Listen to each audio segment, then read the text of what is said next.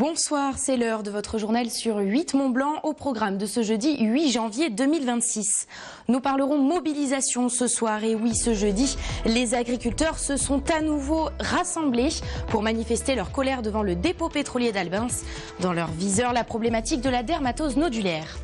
Et du côté des médecins libéraux aussi, on exprime son ras-le-bol face aux différentes mesures prévues dans le budget 2026 de la sécurité sociale. Les informations à suivre. 3 semaines après leur premier rassemblement au niveau du péage d'Albi-sur-Chéran, la Confédération paysanne a innové ce jeudi en ne dévoilant pas le lieu de sa manifestation aux autorités. Il a donc fallu attendre 11 h ce jeudi matin pour découvrir des tracteurs postés devant l'unique accès du dépôt pétrolier d'Albins. C'est ici que les agriculteurs ont décidé d'établir leur lieu de campement à durée indéterminée. Reportage sur place de Sébastien Germain. Voici peut-être une des images qui pourrait résumer cette journée du 8 janvier 2026. En une heure à peine, à Entrelacs, les agriculteurs ont monté un camp de base et un lieu de vie ici au niveau de la route de la Bottière. Un choix qui n'est pas dû au hasard, puisque derrière ces tracteurs se trouve le dépôt pétrolier d'Albins. L'idée, c'est de tenir le plus longtemps possible. On va s'installer, on va faire griller des saucisses, on va monter le camp. La dernière fois, c'était convenu avec la préfète qu'on puisse aller sur l'autoroute. On avait tout organisé, déclaré. Et elle nous a menés en barque toute la journée. Elle nous a pris pour des imbéciles. Donc cette fois, on a dit on déclare pas. Et puis on va à un endroit stratégique. Ça n'a pas de symbolique spéciale. On pense aux copains partout en France qui sont sur les autoroutes, ceux qui sont... il y en a de partout, il y a des actions un petit peu partout. Je sais qu'il y a un autre dépôt qui a été bloqué en Gironde aussi.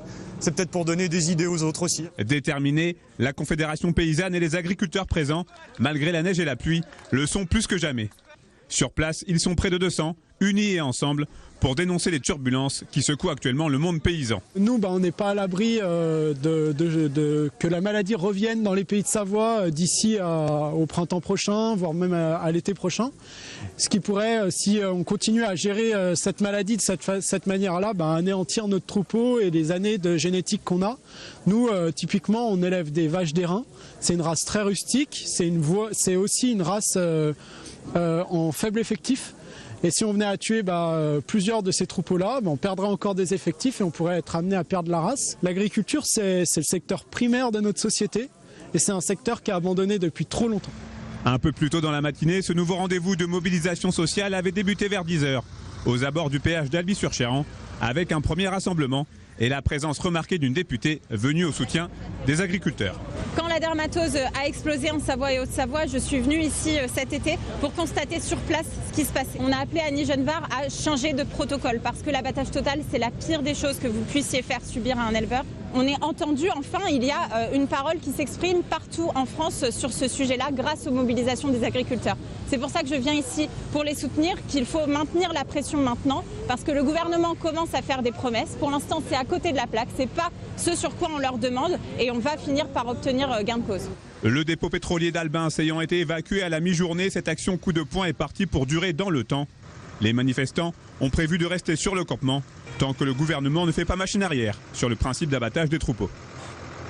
Les agriculteurs ne sont pas les seuls à manifester leur mécontentement en ce début d'année. Depuis ce lundi et jusqu'au 15 janvier, les médecins libéraux sont eux aussi en grève un peu partout en France. Leur principale revendication concerne le refus du budget de la sécurité sociale. Et si tous ne peuvent pas s'arrêter 10 jours, le mouvement reste quand même très suivi.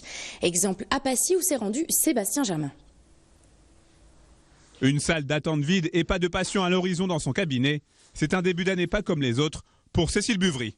Médecin généraliste à Passy depuis 20 ans, elle est en grève depuis lundi, comme bon nombre de praticiens libéraux en France. Et là, c'est un peu la goutte d'eau qui fait déborder le vase. C'est une grève contre la loi de financement de la sécurité sociale. Non pas que je sois contre la sécurité sociale, bien au contraire. Je trouve que c'est une institution qui doit garder sa fonction d'assurer des soins pour tout le monde. Mais là, c'est un virage à la fois autoritaire et à la fois austéritaire.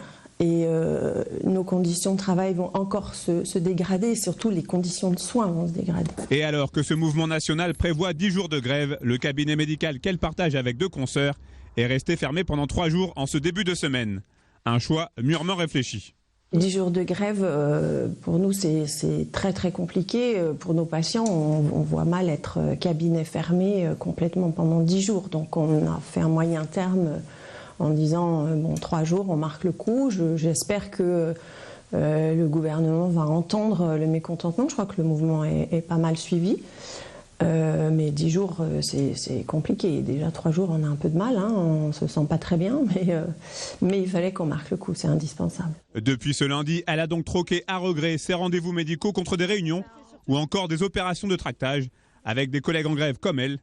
Et au cœur des revendications, le refus de la MSO, la mise sous objectif.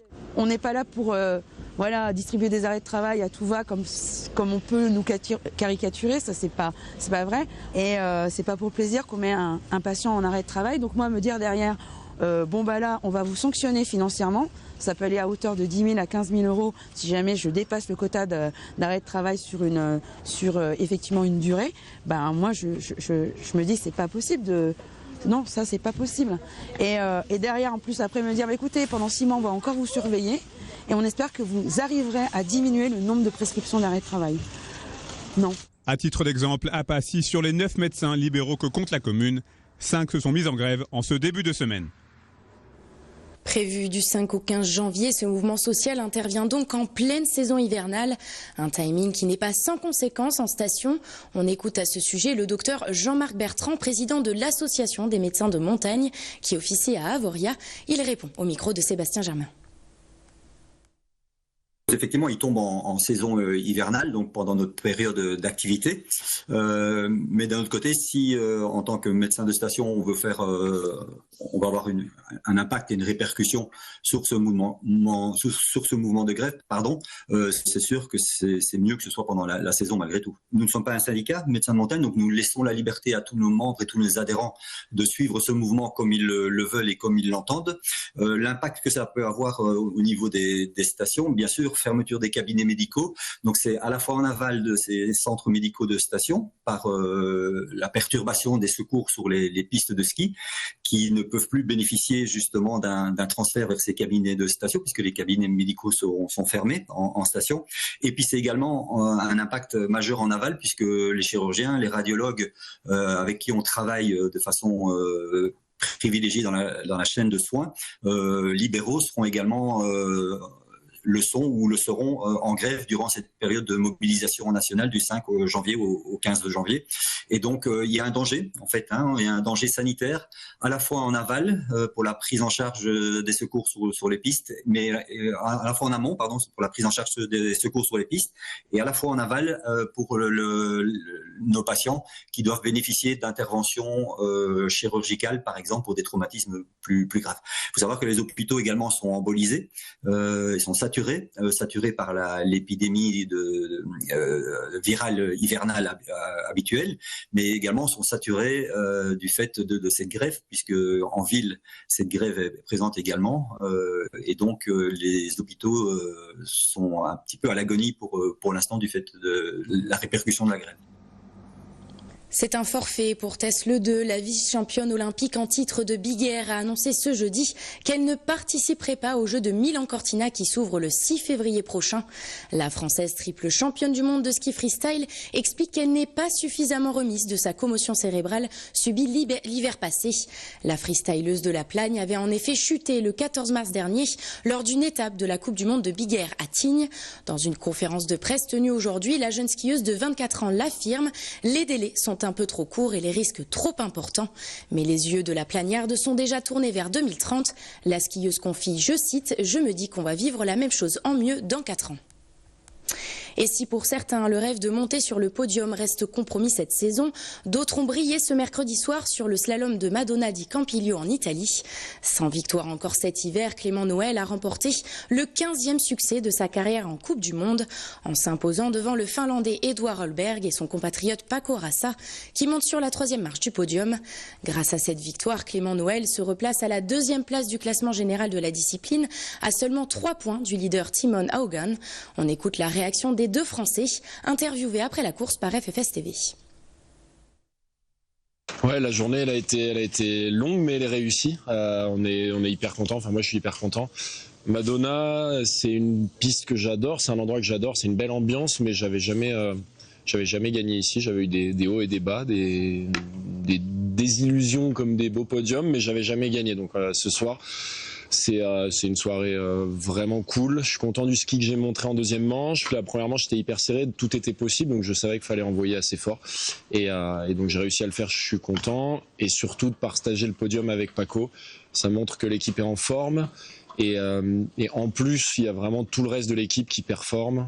Steven, il est tout proche. Antoine, il fait le meilleur résultat de sa carrière. Donc voilà, on va dire que les signaux sont verts pour le beau mois de janvier qui arrive. C'est vrai que je me sens mieux en deuxième manche. J'ai toujours un peu ce petit blocage en première de vouloir la mettre en bas.